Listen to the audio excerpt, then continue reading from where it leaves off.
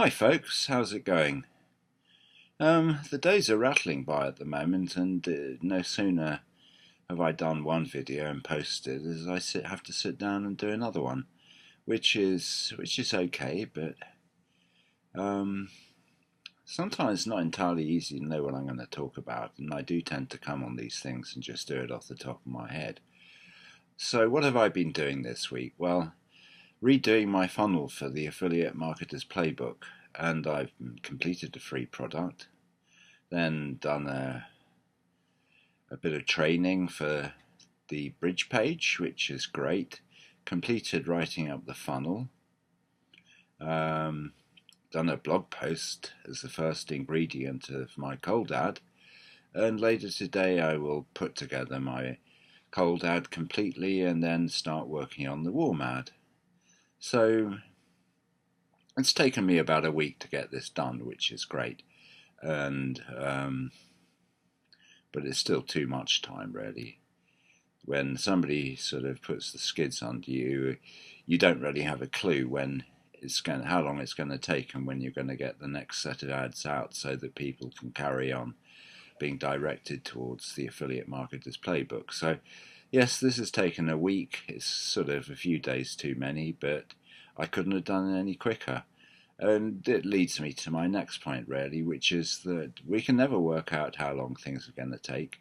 We may estimate how long they're going to take, but usually our estimates are half the length of time it actually takes.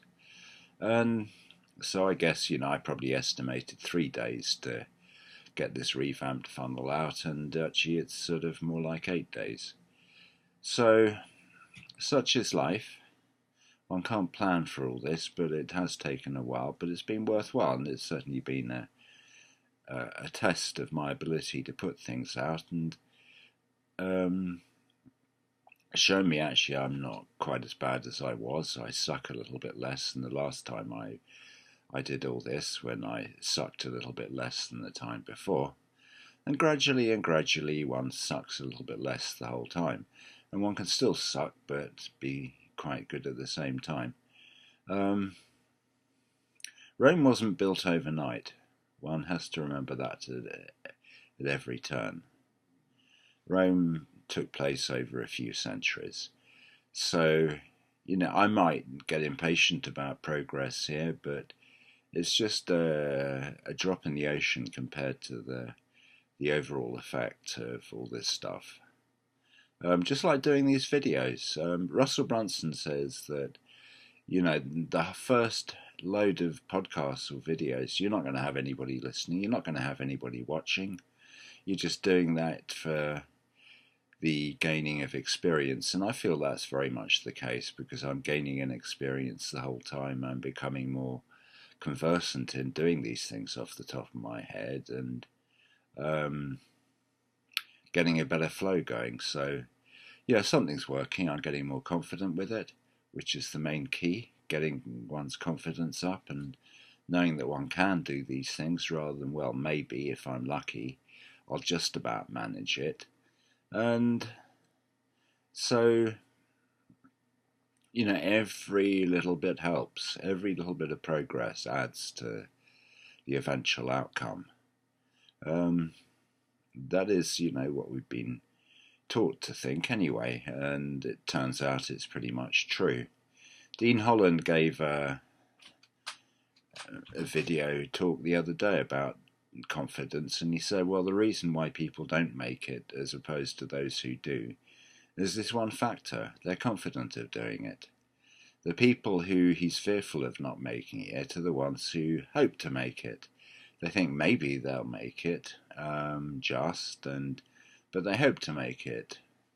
But the people who will make it are the ones who are confident of making it. And I come across this stuff about hope elsewhere in doing my personal development training with Andy Shaw's material. And he talks a lot about hope, and he describes hope as quite a disgusting word, actually. And the crass sentimentality of people writing these high-flown lines about hope and how important it is, then he sort of takes issue with all of it and says, actually, hope is that pernicious little enemy that keeps us locked into listening to our egos and not making proper progress. And this is probably, I mean, the thing about hope is probably common around personal development spaces anyway. But it's a hard word to get rid of, hope. I hope this is so. I hope you're doing well. I hope you're feeling better. It's crept in everywhere, so it's not surprising we do use it and then latch onto the meaning of it. I'm not sure at the moment what a better word would be to use, because hope and one or two other words like believe and want, which are another couple of biggies, are pretty prevalent as well. And it's hard to lose hope, belief and want in a short period of time without coming up with other words. Desire does for want. Desire is a reasonable word. Belief, well, knowledge is strong, belief is weak. Knowledge is a 100% thing. Belief is a 2% thing. You can see the force of it. And hope, well, I'll think on that one anyway. But anyway, if you're working hard, well, keep on doing it. Keep your progress up. Push yourself when you can and take it a bit easier when you can't, is what I think. You don't want to be burning yourself out. On the other hand, you don't want to be just festering as a couch potato. Anyway, talk to you again soon. See ya.